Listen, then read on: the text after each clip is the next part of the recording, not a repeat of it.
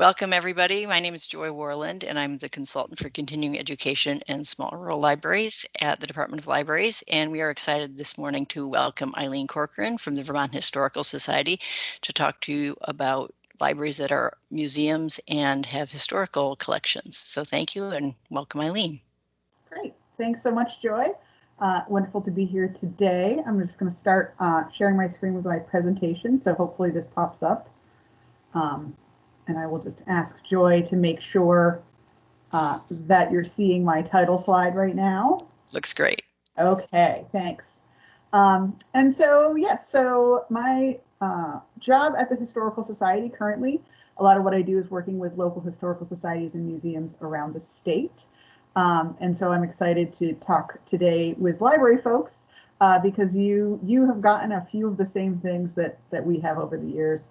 And so just a little introduction to that. Feel free, I would say, to introduce yourself in the chat and just let me know what types of museum collections you might have or sort of conundrums that you deal with history or art collections.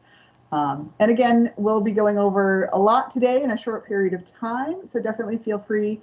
My email is there to get in touch afterwards if you have follow-up questions or need some specific advice on anything. And we'll also have sharing a resource handout. I'll share a link to that later on that has some more websites for you to go to learn more. So for the agenda today, I've got sort of three main topics. Why do you have these kinds of collections in your library? What do you have? What are the types of materials or objects that we might think of as museum collections? And the bulk of what we're going to spend time on is what do I do with it? So this is hopefully a chance to really talk through both the management, a little bit of care, and then some ideas for programs and using these materials really as resources in a positive way for yourself. And again, feel free, obviously, I'll be trying to look at the chat, but ask any questions as we go along. Hopefully I'll have a couple of points where we can have a little bit of discussion and hopefully some time at the end for questions as well. So why, oh, I'm signed in, how exciting. Why do I have this stuff? And again, this is going to be talking because I'm with a history organization. We're going to be talking a little bit about the history and sort of how we got to this idea of where museums and libraries came together and then came apart, and so how we sort of got to the point where you might be a library and museum. So this picture is from the Pember Museum, which is in Granville, New York, just over the border. But they have a fantastic natural history museum in the top floor of the library. If you ever get a chance to go visit that, I highly recommend if you like that kind of stuff. But this is kind of a standard look at some of the ways in which we got to this point. I'm not sure why. Oh, there we go.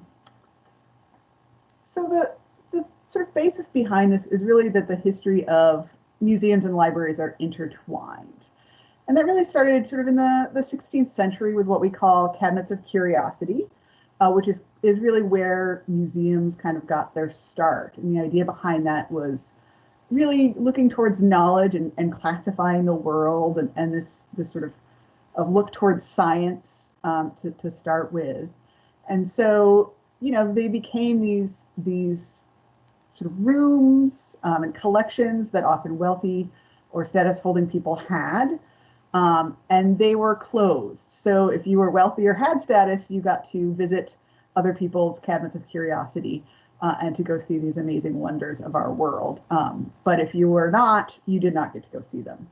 But during the latter half of the 19th century, we sort of saw this opening up of the idea of private benefactors who wanted to found and provide resources for museums, galleries, historical societies, libraries, for the broader public, with the idea now that the public needed to be able to appreciate and learn from these collections that had accumulated over the century. So that we were really working towards this idea of establishing knowledge communities and establishing sort of places where everybody could learn. So a more magnanimous view of that. And the real sort of start of widespread philanthropy in this area. And this is really true in the United States because you sort of had both the beginning of America itself and the idea of American exceptionalism, as well as the growth of wealth that came out of the Industrial Revolution and the ideas of philanthropy behind that. So a lot of what you got were these sort of what are called cabinets or a mix of libraries and museums. So this is especially true for the Vermont Historical Society. We started out as a library and then became what was known as the state cabinet. So in this picture here, you can see the state cabinet, I believe, sort of late 1800s, which consisted mainly of a lot of natural history resource collections. And this was originally in the Capitol, state Capitol building over in Montpelier. But this is definitively, again, how VHS grew, and that at one point in time, the Department of Libraries and VHS were one, and then grew apart as these different types of organizations sort of went through different missions. And so again, what happened then in the 20th century is that public libraries grew in numbers and the public library system was established, but no public museum system was established in the United States. So that communities would have a public library, but they may not have a public museum or public historical society, especially in the beginning stages of the 20th century. And so what do you do with all these types of collections if you don't have a public museum? You give it to the public library. And so that's kind of how we all started out with these types of collections in our libraries. And again, some of this also, goes back to that donor intent of the sort of 19th and 20th century of public giving and philanthropy, and the idea that libraries are community stewards. And this is sort of seen as, again, the community institution or the only institution in town that may be able to hold and share knowledge. So again, we're continuing to educate the community, expand horizons, and the donors that give to these collections to libraries see that as promoting this type of education. And again, this idea persists today. So I do love this picture, if you can see. It's from an article titled "Library Turns Down Elephant Head," which is one of my favorite headlines. And this is from 2014, but this is from Columbus, Ohio. A local donor and philanthropist had a natural history collection and wanted to give the showcase piece, which was a giant elephant head, to the library. And I will say the library did not keep the gift for a number of reasons, but mostly related to the size and space considerations and desire not to have a giant elephant head in their library. So, some of the stuff we would talk about is collections and pieces that you may have had in your library from 100 years ago, but this sort of idea behind donating these types of materials to libraries persists today. And with that, I do want to sort of showcase very briefly sort of the idea of what you can do about it today to make sure that you aren't getting collections that you may not want. And this is an example from the Shelburne Town Library, and they have a gift acceptance policy, and they do have a part of it that does go over the types of collections or personal property they will and will not accept. And I did highlight the part that relates to what they call decorative objects and art. And again, I just like this as an example of a way of proactively, talking with donors and people about what you may or may not want to collect these days in your library. And I think, again, the no gifts requiring extensive regular care or conservation will be accepted. So we all can't change what's in our libraries per se was accepted before, or what kind of collections we got in years past, but we can certainly think about this proactively for the future.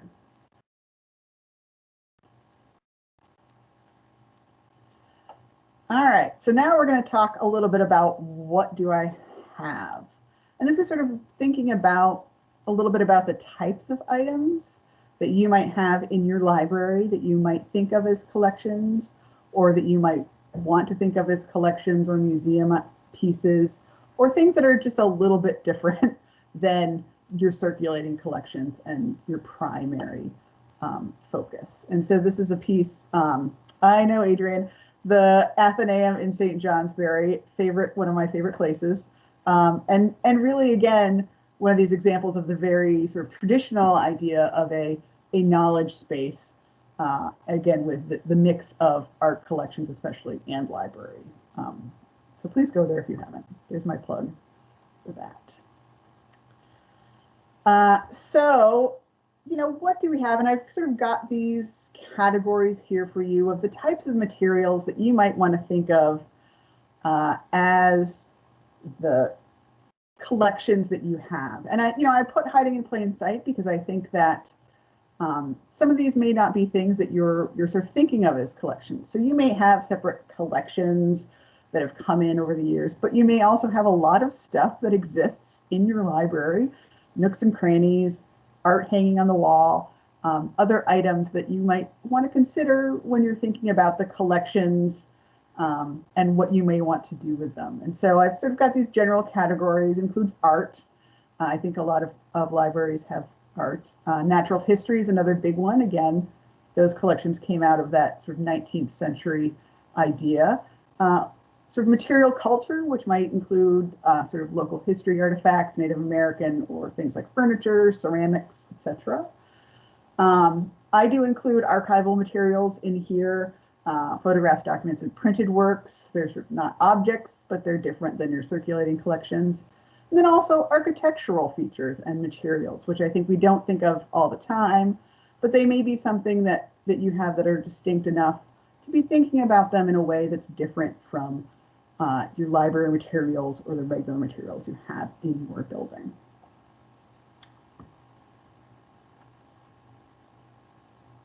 All right. And so I'm going to do sort of a very quick collections assessment. And this is just sort of the idea about the types of ways you can ask a little bit of questions about when you're trying to think of what are all the things I have in my library that fall under these categories of museum or art collections. And so the first thing of what types of object or property do you have that aren't circulating materials or office administrative items? So are they unique? Do they have historical value? Do they have artistic or aesthetic value? And do they have community value? And I think once you sort of establish, what these items are, then sort of getting a list together of where these items located, which I'm gonna say that I'm gonna guess that you'll find out there are more spots in your library than you think. And where did they come from? So what are the materials, again, that were donated with the intent of keeping them in a public institution for sharing and education and knowledge, and thinking about those as the types of materials that may be what you would consider your museum collections. So I'm going to, I think give you maybe sort of just a minute to think about that, but also take a brief sort of second as I've plowed through the first 15 minutes and see if there's any questions or anything anybody has sort of thoughts out about so far. And as you're thinking about your collections assessment, anything on the list or the types of questions I'm asking here that you hadn't figured out yet or thought of as your museum collections?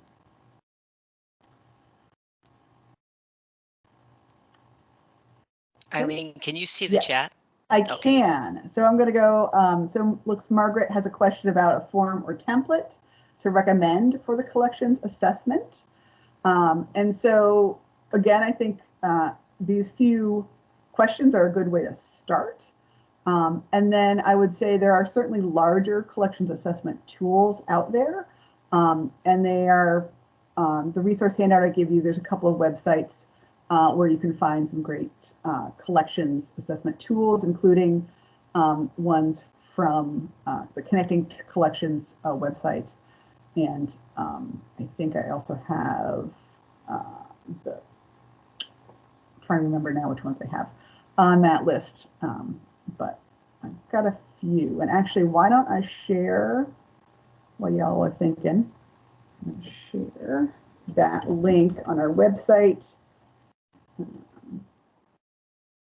it so that you can access that handout.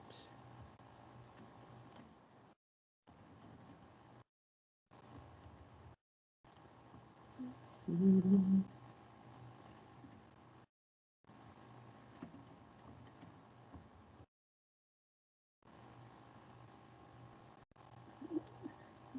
I didn't have popped up already with the link.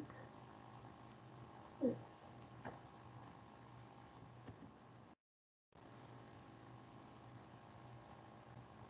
Okay. Resource handout.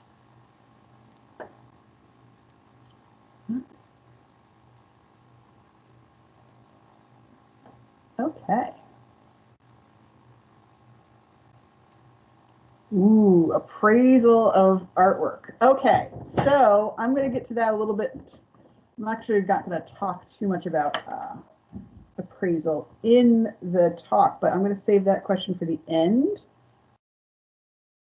because it is a good question, and we'll come back to that. All right, so I'm going to keep on trucking. Okay. And so now we're going to talk about what do I do with it, as I sort of put that as a big question mark. And I think that this is, talking a little bit about management, care, and use of collections.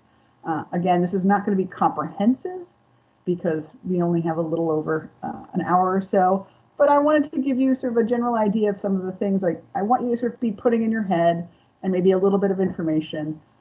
And then go from there. This is a picture of the Westfield Library. Maybe an old photo. I'm not 100% sure if it still looks like this, but I don't know if you can tell the polar bear that's sort of looming over everybody going into the stacks, which I think is absolutely fabulous. So I do appreciate these kinds of collections and materials in libraries. And I will say, if you have any fantastic photos of your stuff, feel free to send them to me because I always do like to collect, what people have and see. So I'm going to start out sort of on the what do I do with it question with a question that I get a lot, especially from the libraries, of should I be keeping this stuff? And I think a lot of this comes from the aspect of where our missions are as organizations today versus where they were, 100 years ago or even 50 years ago, as far as the types of services, materials, and sort of resource assessments we need to make for ourselves, especially for libraries versus museums. And so there's a few questions here, I think, that to sort of ask yourself and to go with as far as figuring out the types of museum collections you have and whether or not you may want to keep it or not. Obviously, does it fit within your mission is top, and I think a big question, and different things will fit into different missions in different ways. Do you have the resources for it? And I do think, again, one of the big questions to ask ourselves, and we're asking ourselves even in the museum and historical society world, as Rachel talks about active collections, of there's a finite amount of resources, and if we can't take good care of stuff, are we doing a disservice to it more so than helping by keeping it that way? Again, does it have community value or a certain type of community ties? That can be definitely something that we may, be keeping it because it really means something to the community as well, not just because it works for us. Can it go somewhere else? So do you have a local historical society in town that you could work with, or a science museum nearby, or an art museum, or some other place that would make sense to have these materials besides you? And are there any donor restrictions? And especially, again, true for older materials, there may be some restrictions that came with a gift about how you may or may not be able to dispose of it, or what the intent of the gift was. And one of the things to sort of answering about if you don't want to keep it is to think about that donor intent the guidelines that go along with museums and museum type collections and the ways in which items were donated. So if you are familiar at all with museums, you may have heard the term deaccessioning, which is basically the term of disposing of your collections. It is a complex process for sure. But I think, again, if you're looking at these types of collections and you're thinking about disposing of them or that they don't fit, to really familiarize yourself a little bit with that process so that you can see what the things behind it are and the ways in which we approach how and why we may be able to get rid of some collections. Another note that sort of goes along with this, which is something to think about, again, we're not going to get into too many details, but just to put it in your mind, that for the majority of museums, these types of collections are not capitalized. So they're not assets on your balance sheet, which may or may not be true for libraries. And so when you're talking about assets such as this that are not capitalized, there are very specific accounting guidelines that go along with that related to disposition and how you can treat them. So basically, some of the ideas accountants in the IRS don't like you having hidden assets and then all of a sudden having things that you can sell to keep things open. So if you have any questions specifically about that, feel free to follow up. But it is something when you're thinking about what you can do with collections that you have that are not capitalized, that is something to be aware of.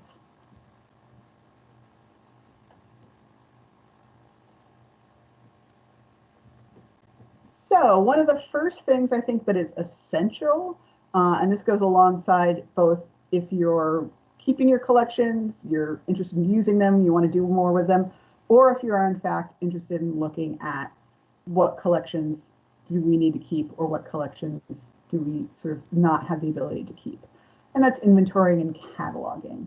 And these are technically two different things, and obviously you all, I think, are fairly aware of both of them, especially from a library standpoint.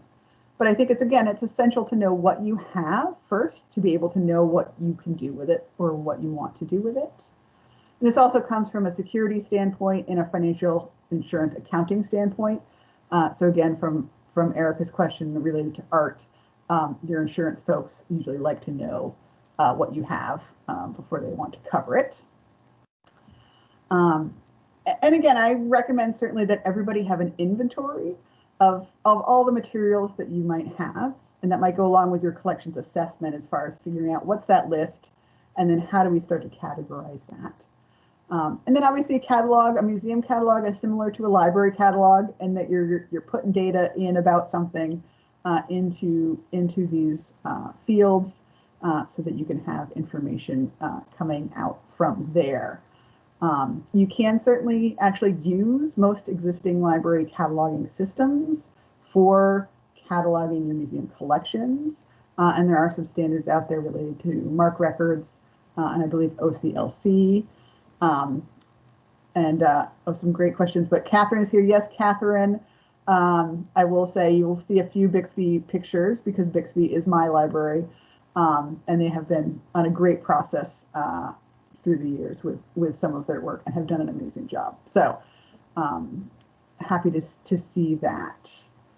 And then Jody's question, standards for deaccessioning records, particularly how the public can find out where collections went. Yes, record keeping. So yeah, I think, again, in some of those deaccessioning sort of resources, but yes, you should, if you do deaccession, or I would say get rid of donations. There are certainly some standards for newer donations within a set period of time, but when we're talking about older ones, there aren't as many specific requirements, but I guess I would say I just highly recommend keeping some form of public information related to what you have deaccessioned or disposed of at your library as it relates to materials that came in as public donations.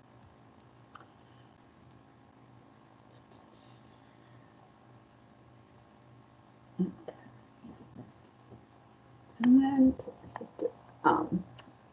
yeah, and then again, sort of seeing, everything for inventory and cataloging to me is both knowing what you have and again, using it as a tool to be able to make the decisions that you need to make about how you're caring for your items, how you're using your items, or how you're disposing of your items. And again, these are like the quick hits of the quick hits. So hopefully we'll have a little bit of time for bigger questions. So let's talk a little bit about preservation, because I know this is something that folks always have a lot of questions about, especially from the library field. And we're going to go, again, real quick hits on some big things, but there's a lot of good resources on that list for folks, places where you can get more information. And again, this is another picture. This is Craftsbury Public Library. Again, I think they've moved into their new building, so this might be an old picture, but they have a couple of amazing paintings of some of the folks in town, specifically who helped found the library, as well as other things. So again, these are some of these random pieces that often exist in libraries. But I've got sort of three things on here that I want to talk a little bit about in a general sense. The first is sort of the good environment, and I like to say a good environment goes a long way with how you can preserve and care for your museum collections. And I'm going to talk a little bit about what we call our agents of deterioration. And these are sort of these 10 categories of things that can potentially cause harm to the materials in our objects into our collections. And hopefully you can read those, but if not, I'll sort of go through them very quickly. So physical forces, the idea of, again, breakage, dropping, smashing things. Thieves and vandals, people stealing your stuff. Fire. Water, so floods, leaks, etc. Pests. Let's see, we have contaminants, so chemicals or other dust, might, and dirt would be considered a contaminant. Radiation or light, incorrect temperature, and incorrect relative humidity.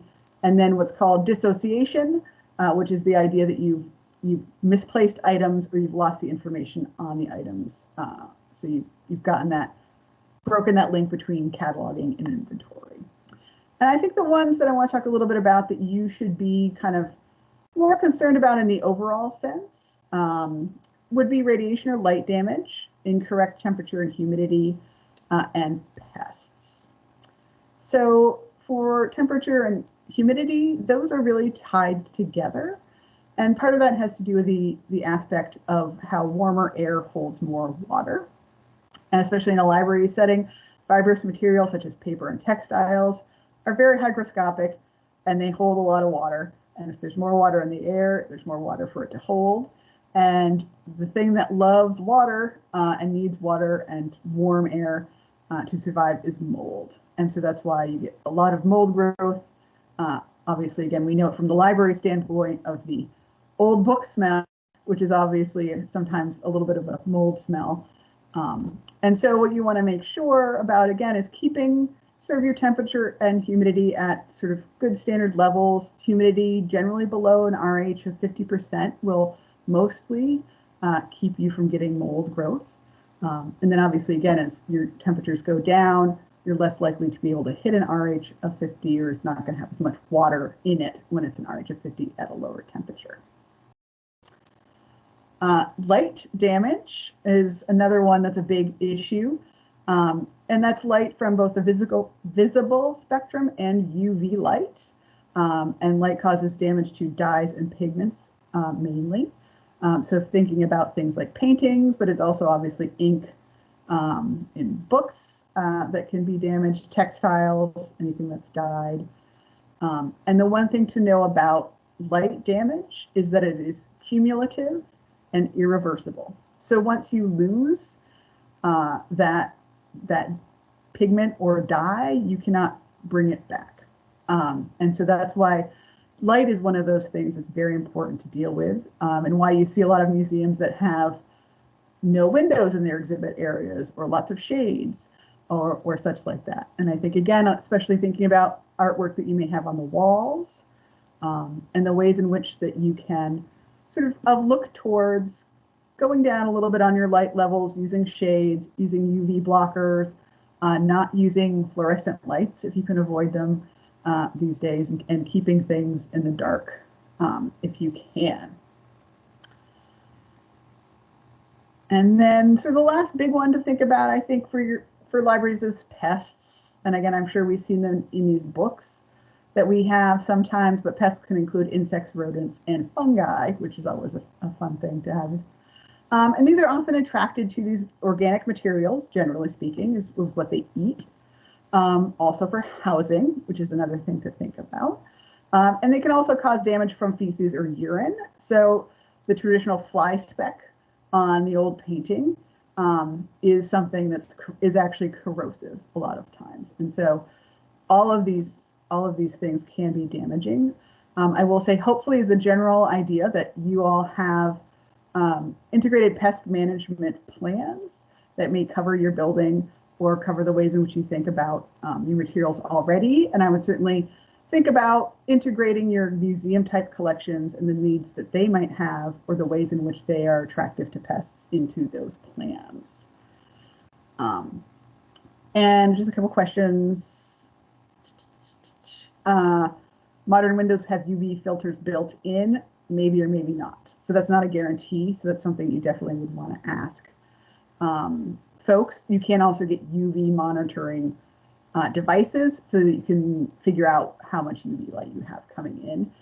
LED lights do seem to be pretty fine as far as the UV is concerned. So fluorescents have a lot of UV light. LEDs don't, but they still obviously both have light on the visible spectrum. So those are some of the ways in which to think about both of them. And again, I think you want to, again, take a look at all 10 of these agents and assess your risk to determine the types of activities that you're going to prioritize to mitigate. So again, if you were in, a flood zone, you're going to be wanting to think about water as a threat or an agent of deterioration more than maybe if you're not. Again, do you have an HVAC system that helps you regulate temperature and humidity or not? And again, is that going to mean that you're going to want to look at your temperature and your incorrect humidity? And again, prioritizing all at the same time. So prioritize the threats to your most important collections first. So again, if you have a lot of textiles or if you have paintings, light may be a big threat that you want to work towards. If you've got a lot of glazed ceramics, it might not be as important. And that's, again, all of this stuff goes hand in hand, especially when we think about resources and resource allocations, knowing that there are not even a museum in the world that can deal with all 10 agents of deterioration on a standard basis with everything that they have. So don't ever think that you can. So I think, again, prioritizing is very important. The next thing I have on there is be supportive, which is my gravity always wins mantra that I like to say. And this is especially true for paper or soft objects. They don't have enough support to hold them flat or to hold them up, especially if they're in files or other ways. So again, just to be aware of your support needed via the boxes or hard supports or making sure things are packed tightly. Gravity can have an effect over time on almost anything, except perhaps sort of ceramics and glass, but that can include paintings and framed pieces. So over time, those might sag or stretch within their frames, all thanks to gravity. And the last one is sort of the don't touch usually mantra, which again is another thing that comes from your museums. And it's the question of like, why do we think when we go into a museum, don't touch it? And there's a couple of main reasons. Handling obviously can lead to breakage or damage. That's sort of a no-brainer. But then it also, again, you've probably heard about the question of chemicals on your skin, especially sort of the acids that you have in the natural oils that can be very destructive to certain types of materials. And that's going to lead me into the gloves or no gloves question, which is one I think we're all sort of always wondering about.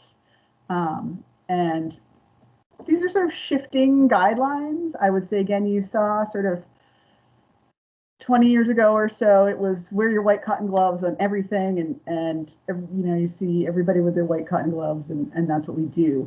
And I think we found as we keep moving forward, especially with cotton gloves, that that's not always true all the time. And so these, again, are the things to ask yourself about whether you're wearing gloves or not. Some materials are more susceptible to the oils and chemicals on your hands, and that might be a reason why you want to wear gloves. This is especially true for photographs, photograph emulsion, and metals are especially items that you want to have gloves on if you can when you're handling them. Some objects may be hazardous to you, and you might want to wear gloves because of that point. And I'll go over a couple of those in a little bit, but they may have chemicals on them or dirt, dust, and mold that you do not want to be touched.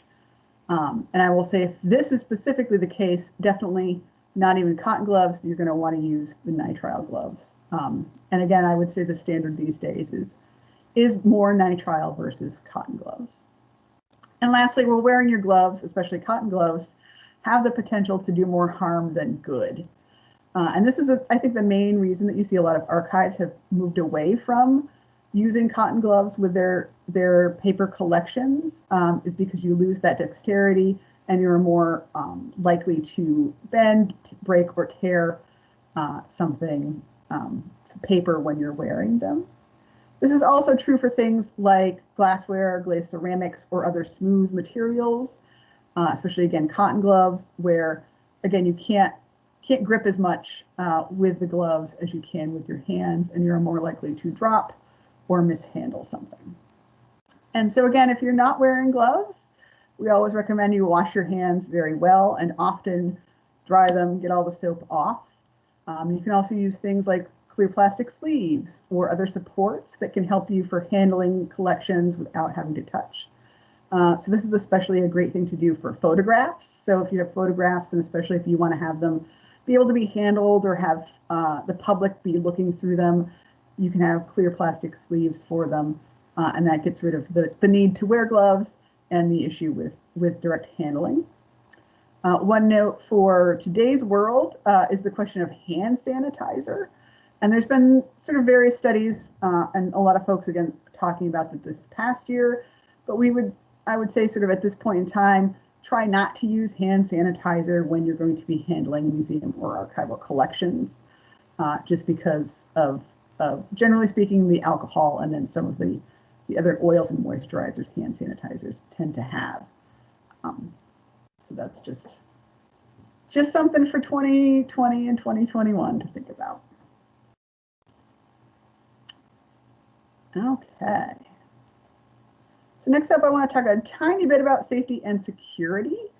And I'm not going to say where this quote is from, but it is a quote from a library in Vermont. And this is a quote taken from an article after something was stolen. And it was, the person was quoted as saying, "What was taken was described as a spearhead, an obsidian spearhead. When the police came and asked us about it, we didn't know. We had no photograph, no accurate description." And again, that goes back to my sort of mantra that an inventory at the minimum is an important thing to have. And so when you're thinking about sort of theft or security or safety as an issue for your materials, theft tends to happen most when you have perceived value. And I've put perceived value versus real value. There can be a difference in perceived value, which may be related to what people think of as something that is worth money, versus what might have real value for you, which might be something that has more history or more community value. And so things with perceived value tend to be things like jewelry, coins, weapons, and art. And that you want to sort of work to identify your easy targets. So easy targets tend to be small items that might be easy to hide or grab, items that are in unmonitored areas, items that are just sitting out on a shelf or something to that effect. Like you have a very nice small statue that's just sitting on top of a bookcase. That might be something to do. I don't think we want to spend a whole lot of time freaking out at night about our collections in public areas, but I think you can, again, identify what some of these easy targets are and work towards sort of simple mitigation, aspects. So that might be, again, if you have something small that you have sitting out that you like to keep sitting out, something as easy as tying fishing line around it and sticking that to a case can keep somebody from just grabbing something, or using museum wax to hold it down. Obviously, locked cases are a great way to sort of both have things be visible but not easily takeable. And then just a quick note about monitoring researchers. And this has happened certainly in libraries, large libraries, very large libraries, where you have researchers who are coming in specifically related to looking for documents, especially to steal.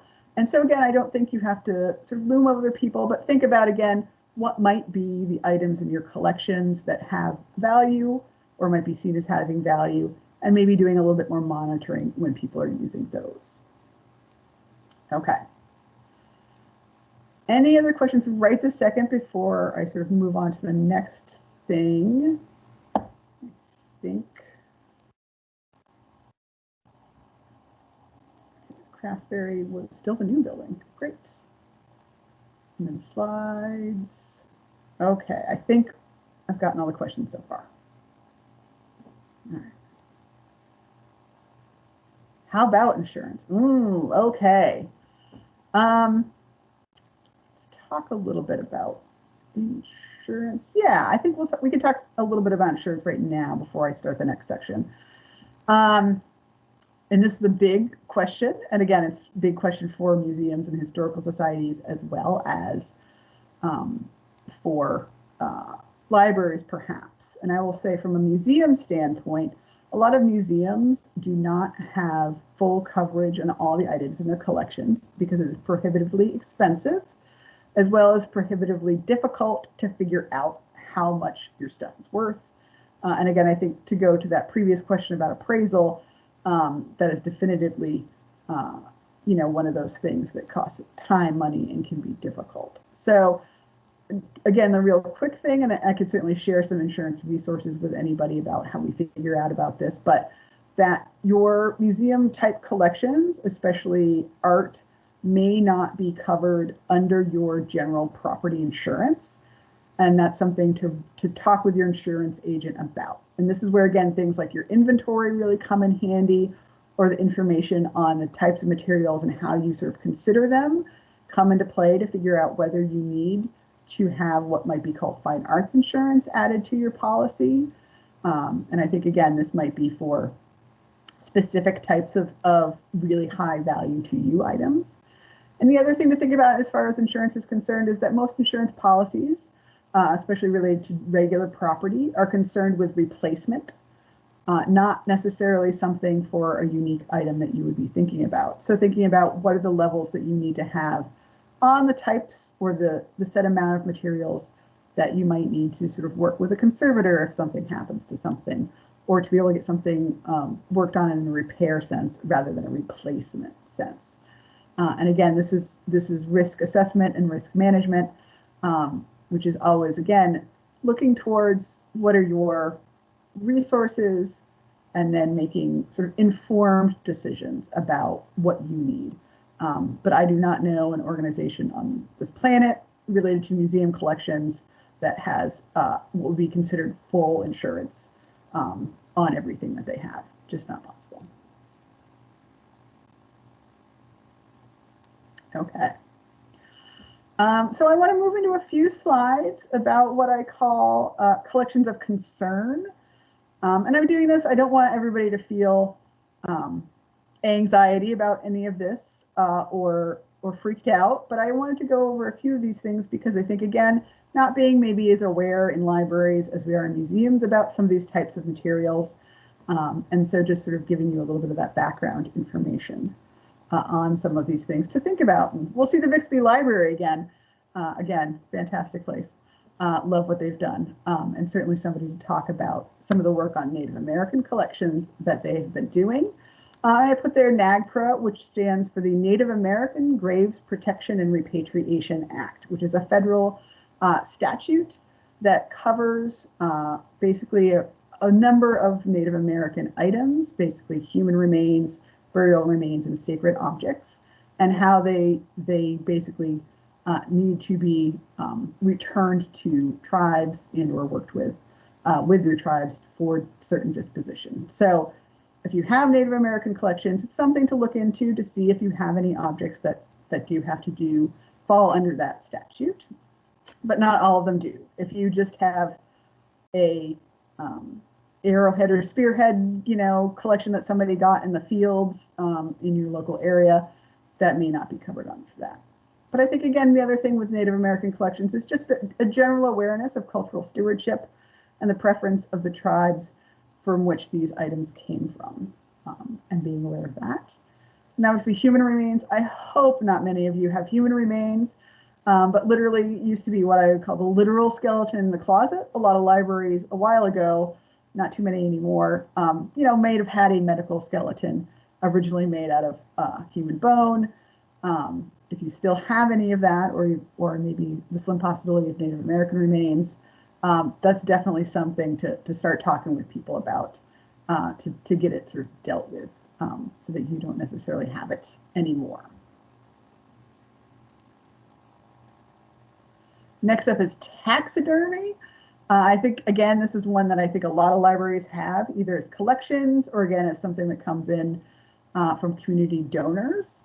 Again, the Haskell Free Library, this is the moose over the desk, which I love as well, just kind of hanging out there. And one of the big issues is that older taxidermy was made with what I call a lot of bad chemicals. Pardon my phone. And that generally tends to be arsenic, but can be some other chemicals they use mostly for pest control. So taxidermy skeletons were something that people, that pests are very attracted to. There may also be wildlife laws that impact what you can do for the disposition of these taxidermy specimens. So that includes generally birds, oftentimes, or ivory. So like the one example previously of the elephant head, one of the issues with the disposition of where that could go has to do with the laws governing ivory. So that elephant head actually could not be sold on the open market because of that. And so they had to give it to a public institution. I don't know, by the way, where the elephant head went after the library said no. And then again, taxidermy are also big. Again, they are still food for pests. Old or young mounts still have that issue. Are they great dust attractors? And because, again, especially if you have older taxidermy, you want to be careful when cleaning. They can be difficult to clean. So again, just being aware. I think the biggest awareness on that is not wandering around or letting your public wander around and pet your old animals if you have not already tested them for their chemical composition.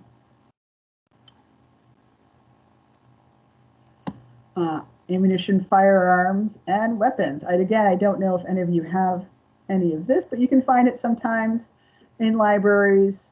Again, swords might be a bigger one, but sometimes people give you old guns, or actually really old guns, or sometimes grenades.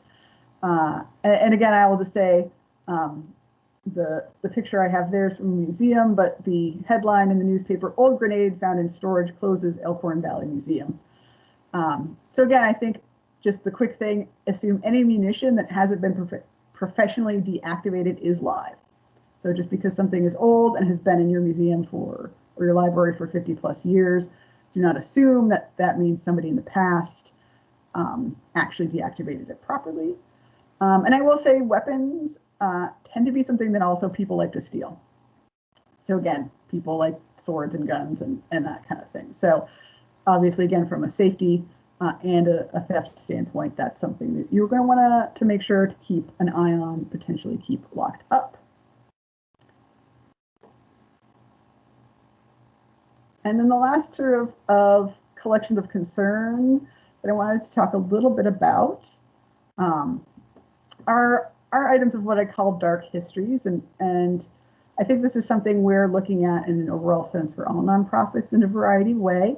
Obviously, the example picture I have here is somebody that you all are very familiar with in the library world, Dorothy Canfield Fisher. And again, some of the things that sort of go along with how she's being thought, go along with some of both the items and the people who gave these items in the past.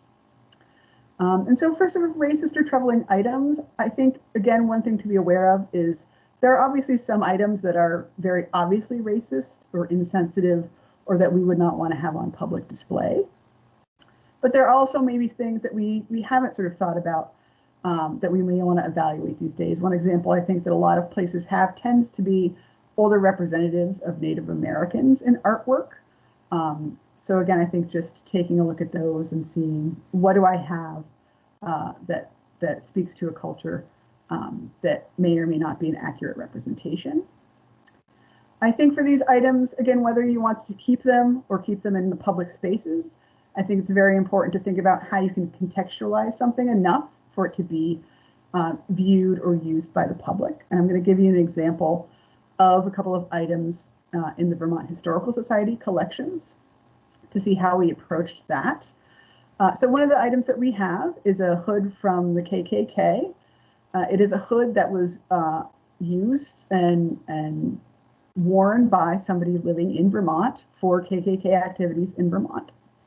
We have that item on display in our museum in Montpelier because we think it's an important artifact to showcase the history of Vermont, to showcase a story that doesn't get told about some of the racist activities that do still happen or have happened in Vermont, and really sort of helps visitors to sort of see, again, some of the ways in which we are not necessarily sort of a perfect union. But another item that we do have in our collection is the last electric chair used in the state of Vermont.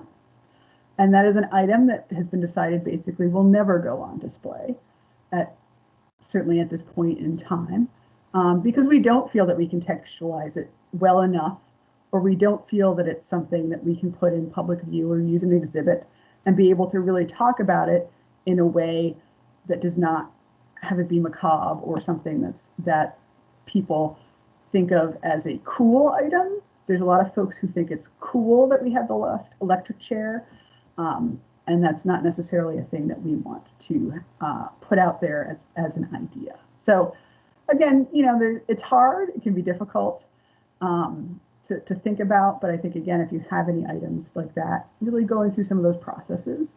The other thing is, obviously, some of these items can be difficult to get rid of.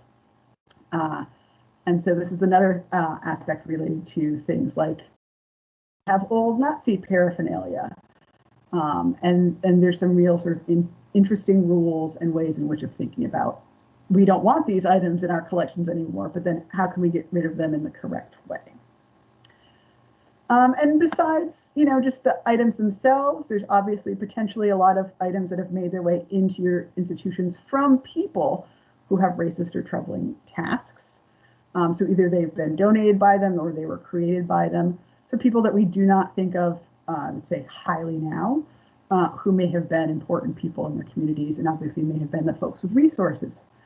So a big example for the museum world are collections that were from slave owners, and how do we deal with the fact that the money that allowed them to buy this art and then give this art came from the fact that they held slaves.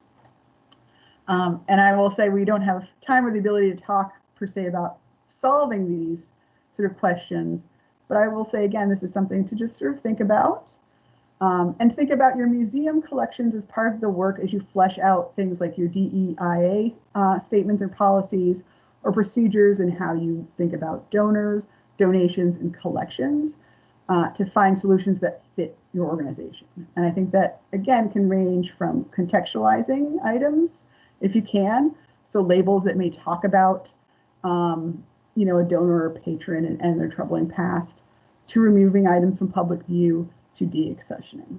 And I will say, especially as a library, you don't have to be the organization that necessarily holds troubling collections. So if this is something, again, as you're looking at going through your collections and deciding what your priorities are, if you have these types of materials, there may be other institutions that are more poised to be able to keep these items if you can't. So I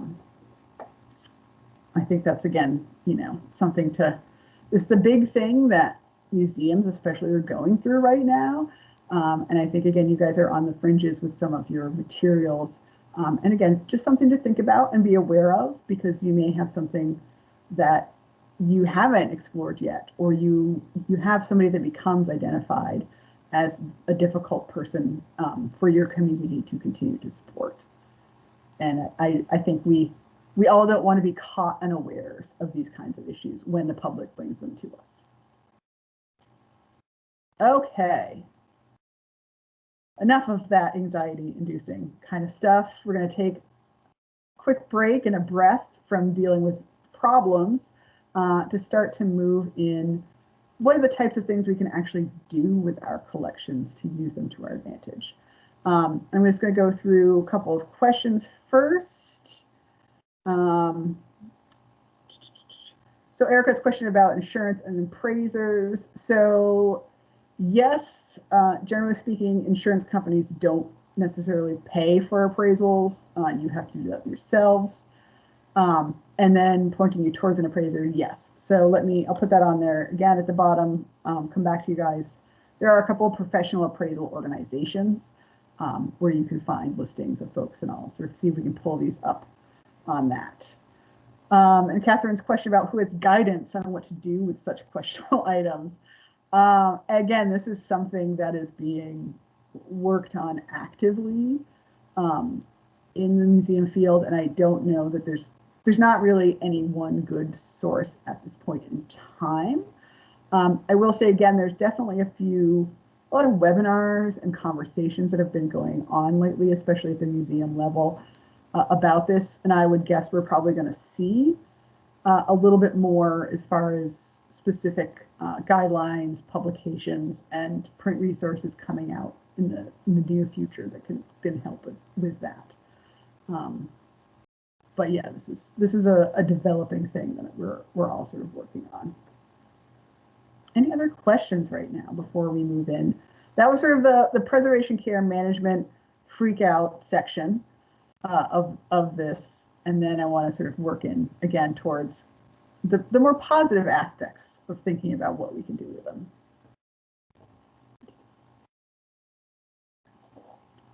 Okay, all right.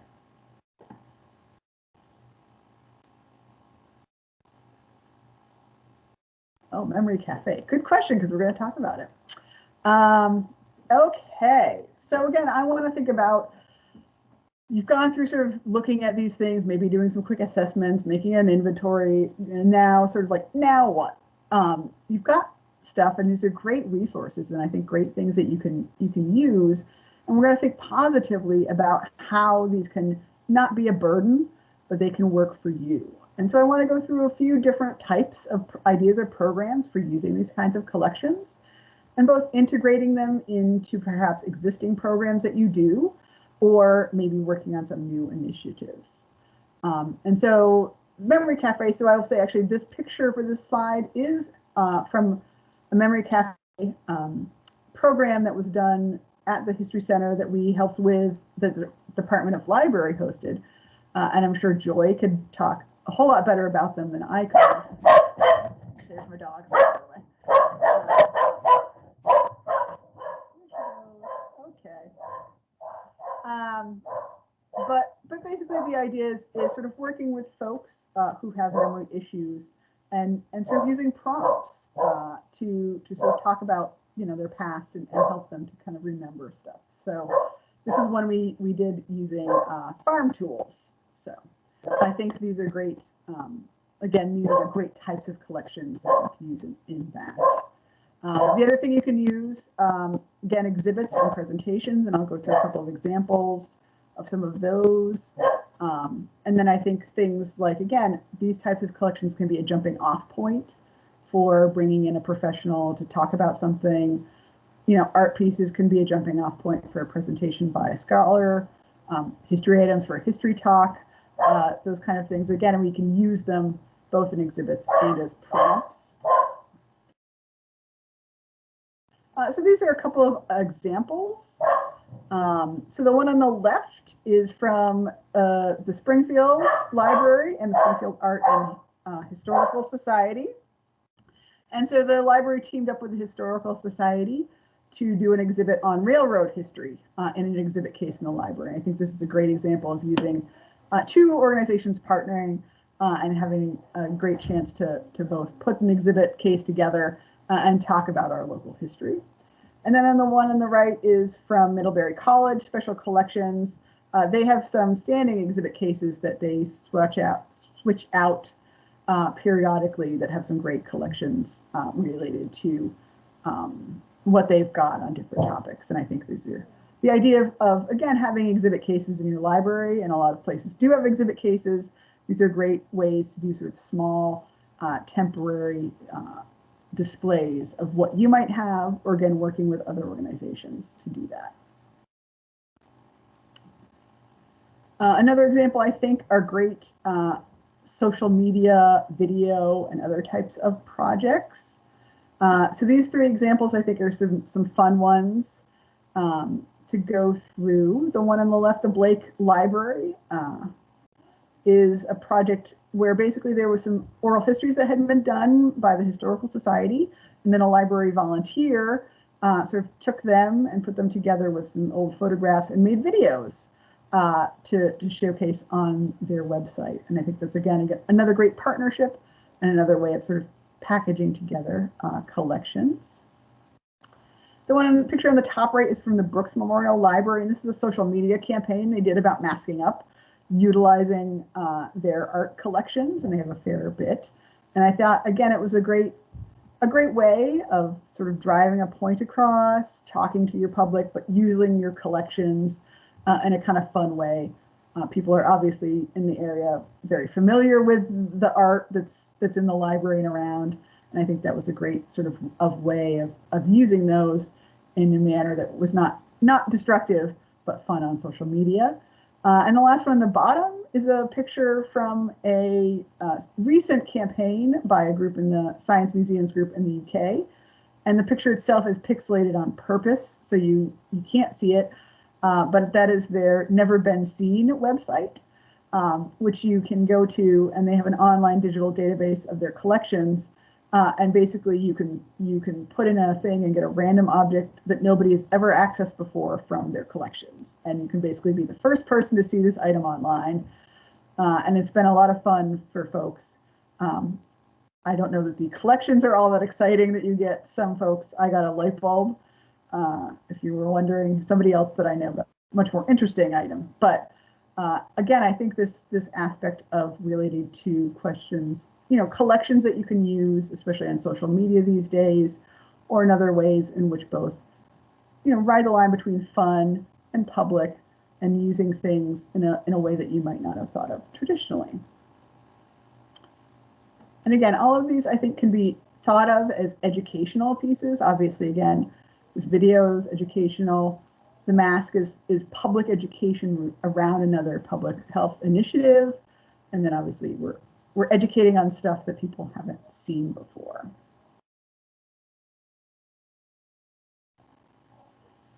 Another thing I think, again, kids programs or student programs. So again, I'll talk a little bit in a second with some prompts that you can use, especially that I think are great uses of collections, but also using primary sources. And then, great for art programs, or especially even if it's not an art object. So this is a picture from the Sheldon Museum in Middlebury, but they did a program where they invited poets to come and choose items for their collection and create poetry about it, and then have a public event where they read the works. So this was, again, a great mix of taking the collections and doing something a little bit different with them, and working with these groups of creative folks. And you can see there, if you can, a little bit about the different types of collections items that people chose, was sort of this great mix of everything from a hair wreath to a flute to a piece of ceramic. And again, I think you could do these kind of sort of creative things that can go hand in hand, especially if you already have a poetry or a writing group. And how can you then use some of your collections to do that? So this is sort of another example of some of those. You can see on the right-hand side, It's actually a picture from a museum, a UK museum, where they did a drawing class using their collection, which obviously is very big. But do you have sculpture in your library that somebody could do a drawing class with, or history objects or something else where you don't have to keep history with history, you don't have to keep art with art. And so I think, again, using these as resources. The other couple of pictures are about using collections as sort of primary sources or educational resources. So top left is actually from a program in the Library of Congress, using photographs as primary sources. And then on the bottom is one that we do at VHS with kids, that is basically using historic photos, where we used to have them create a newspaper article, but that was a little bit much. Now we have them do tweets because they know what a tweet is. And so that they would get a historic photo and then create a tweet about what's happening in the photo or what they want to talk about with the photo. So that's one where we just used one with Calvin Coolidge and some fantastic hats. So now comes sort of like a little bit of the activity portion of what I want to do today. And I've got 2 historic photos here. And what I'd like to do is we're going to take 1 minute or so, choose one of the photos, and I'd like you all to think about how you might use it in either a social media sort of post or campaign, or in a children's program. So we don't have to get too crazy, but let's take a minute and then think about what you might do, and we'll talk about what some of your ideas are.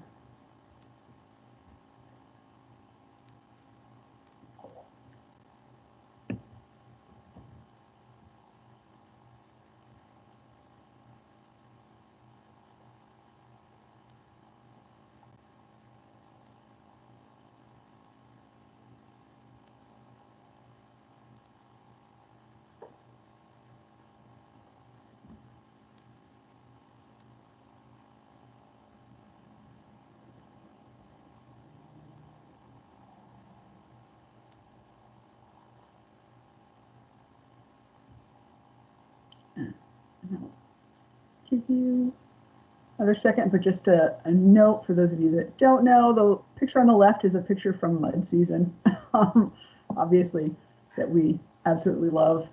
And the picture on the right, I don't remember the exact context of where that one came from, but a lovely girl. She is holding a baby chick. You can't quite tell what that is, wearing her delightful cap.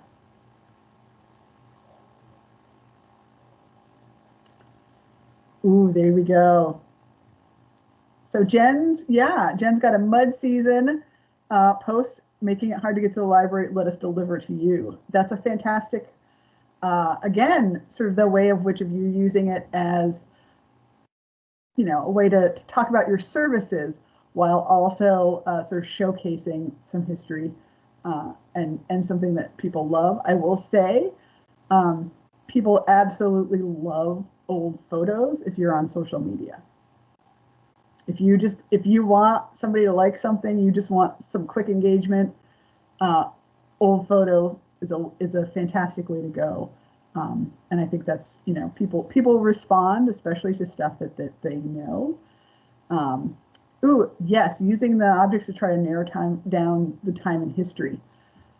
Another great, way, again, that building that engagement. So maybe not just sharing the photo, but building engagement, asking people to talk about it or to give you information back. Another thing that people love is, do you know where this is?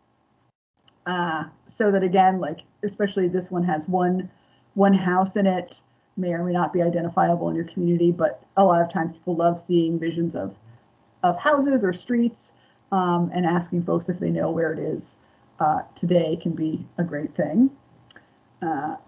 Spring has sprung. Come see what's hatching at the library. Love it. For the little girl and that chick. She's so adorable.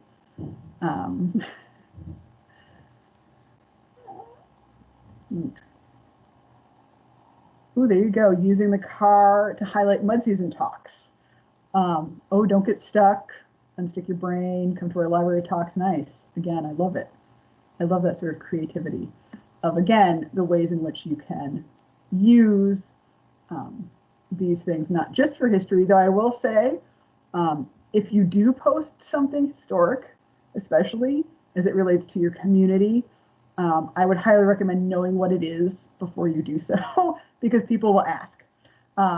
So that's just a quick caveat of if you don't know exactly when that picture was taken or where it was taken, if you can figure that out before you post it, somebody will ask you at some point. But oh, backyard chicken program. See, there you go. Great. So again, you're using it. It's a resource you have, but you're not using it about the history. You're using it to highlight some other program. Ooh, fun. So Susan's fun photos to recreate history, like recreating art, social media campaigns. Yep. Love it. Yeah, and so there was a big one. The Getty, I believe, originally started it, Getty Museum, which was basically like recreate the art in our collections, and it went big. And so I love that idea of these kind of activities you can ask people to recreate in their own time. All right. Great ideas. I love them all. Going to be stealing them completely whenever I want to. All right. Maybe that's going to go to the next one. Maybe not. Yeah. Okay. And the last little thing I want to talk about a little bit about sort of what you can use is maybe thinking about outside the box or kind of crazy activities, which I think are fun and things, again, that you don't, especially as a library, necessarily have to think about these kinds of collections in a traditional sense that you might in a museum. I will give you the one caveat of again, thinking about your collections in a variety of ways in which you preserve and care for them. So some of these things, especially if they deal with using your collections, may not be something that you can do with what you have sort of the most value related to history or preservation. But these might be some items, especially in your collections, that you think about using in a more active sense. So the first example I have here is a library taxidermy loan program. This is out of the Alaska Resources Library in Anchorage. And so you can check out a duck. I'm going to recommend right now that we all don't do taxidermy loan programs on older mounts because of the issues related to chemicals and bad stuff on them. But again, this is just sort of a thing where they had these items and they were lovely sitting in the library, but they decided that, you know what, this is something that outside and something that they could take a chance on going out with. But I think you could also do things like education kits, coloring pages, maybe based on artwork that you have or objects that you have. A couple of examples, maybe. So the one on the left here is from the Norwich Historical Society. This is a scavenger hunt that they put together this past spring, actually. And that basically you walked around town and you looked for these different architectural features. And this is something where, again, you could do it in your own community. If you have an architecturally interesting space, you could do a scavenger hunt inside your building or a scavenger hunt for objects that may be out on display. And again, maybe with a little bit of information on some of the objects for folks to learn about them. The item on the right is from the Smithsonian Libraries. They were doing a bunch of digital jigsaw puzzles. And so these are programs that you can do yourself online that you can input.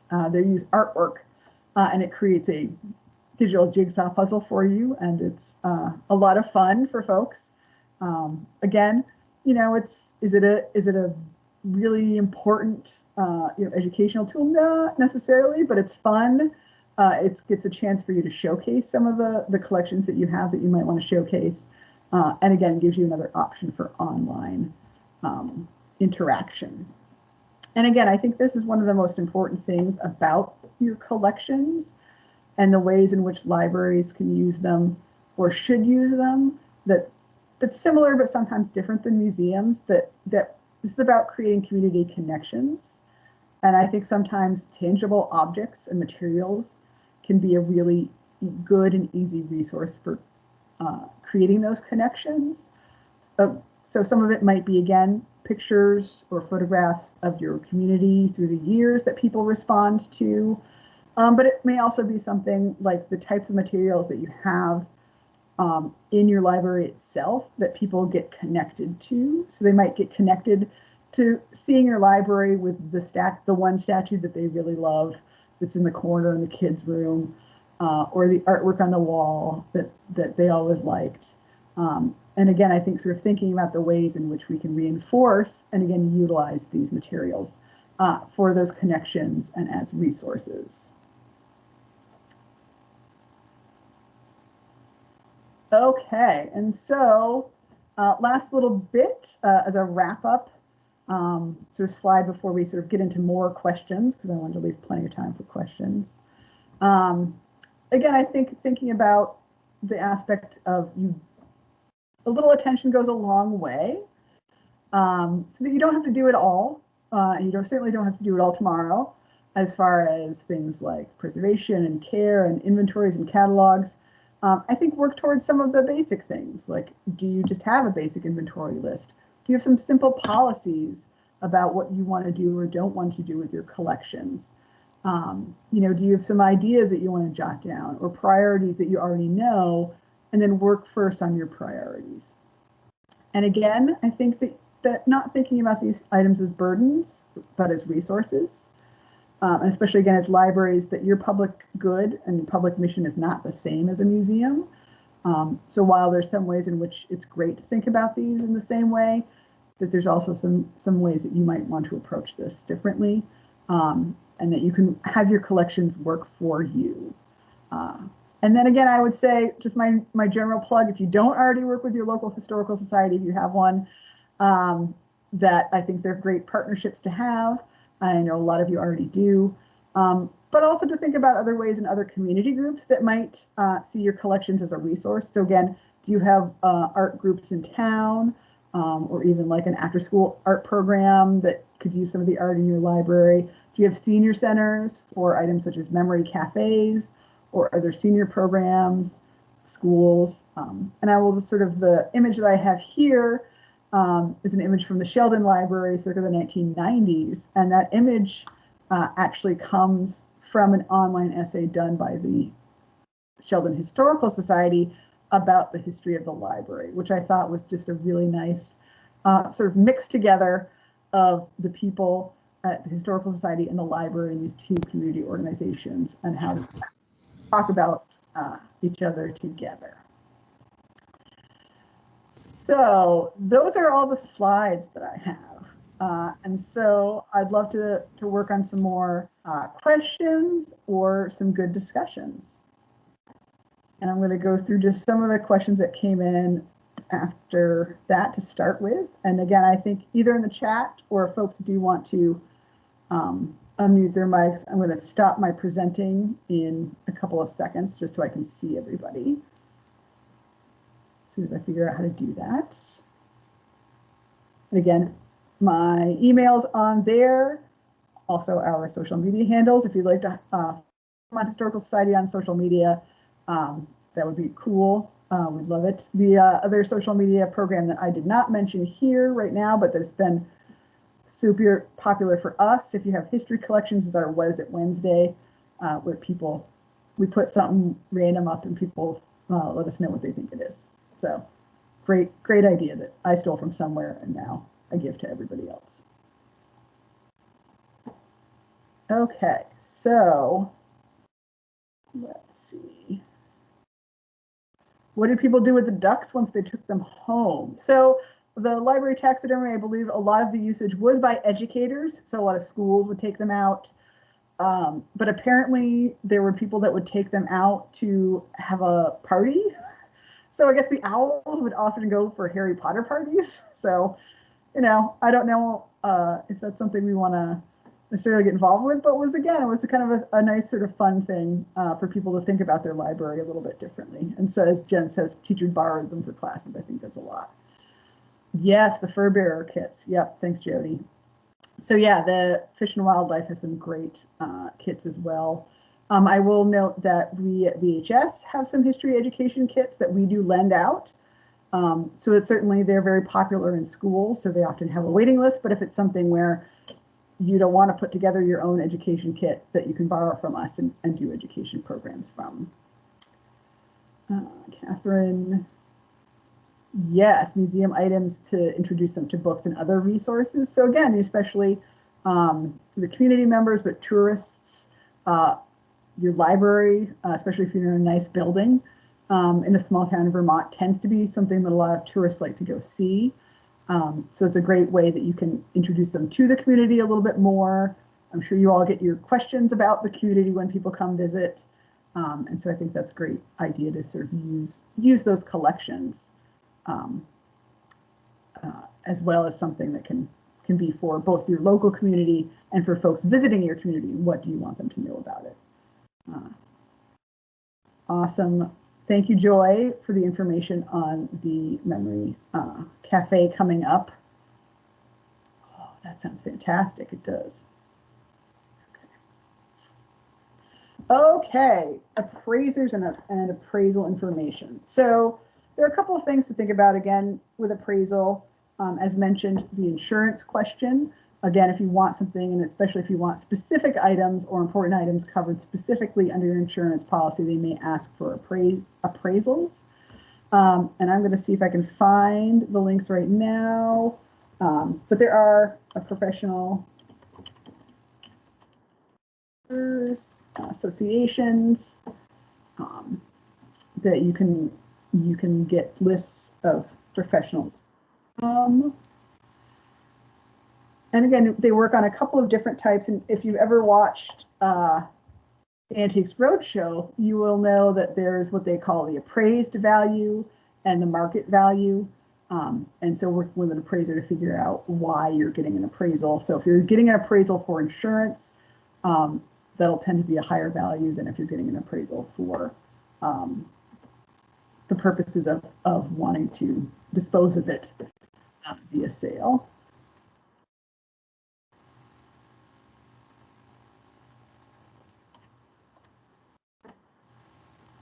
Okay.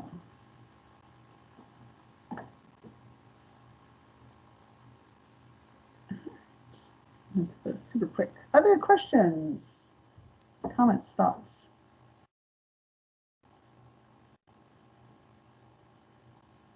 Overwhelmed completely.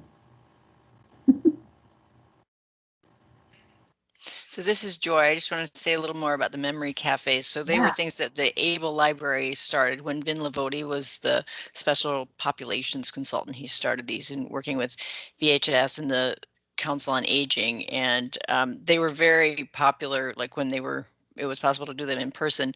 And then this one coming up in February looks completely fabulous. So hopefully you can share that with people that might be of the population that would be helpful for. I'm also going to drop an evaluation link in the chat. This has been so fabulous and so educational, and it would be great if you could all fill out an evaluation for us that will help VHS and us. Yeah, for sure. So this is definitely something of sort of putting this presentation together specifically for this is new. So I welcome certainly any suggestions or anything that I didn't cover that was a burning question for everybody. Happy to sort of look through this. A good question from Jody about anybody who's already doing stuff with their objects, how they're sort of handling those. That's a great question. So who all, again, I know Catherine from Bixby, that you guys have done a bunch of stuff. Anybody else out there who's kind of worked with your collections or is working with them that wants to share what they do?